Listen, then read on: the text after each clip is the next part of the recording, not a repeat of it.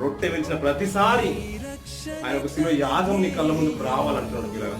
అది ఏ రీతిగా అయితే విరిగిందో నీ మనసు కూడా అలాగే విరిగిపోవాలంటున్నాడు పిల్లలు. ఎడతెగ కన్నావు కదా, నువ్వు ఏ రోజు సాహసంలో తెగిపో.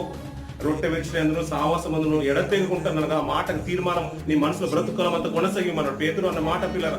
జీవిత కాలంలో మళ్ళీ ఎప్పుడు వెనక చూడలేదు పిల్లరా, మళ్ళీ ఎప్పుడు వెనక చూడలేదు.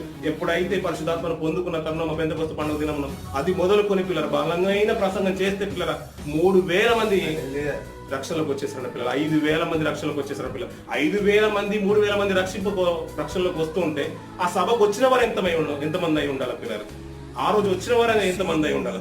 అందులో నుంచి దేవుడు 5000 మందిని ఎన్నుకున్నాడంటే 3000 మంది ఎన్నుకున్నాడంటే ప్రతి మాట పేతురు పలికే ప్రతి మాట వారి హృదయాన్ని తాకుతుందంట పిల్లరా, వారి హృదయాన్ని నొచ్చుకుందంట. ఎందుకంటే అయ్యా మీరే నలుగొట్టేశారు ఆయన్ని, మీరే నలిపేశారు అతన్ని, రక్తాన్ని తీర్చేశారయ్యా. ద్రాక్ష గనుగలో నుంచి ద్రాక్ష రసం తీసినట్టుగా ఆయన మీరు నలిపేశారయ్యా.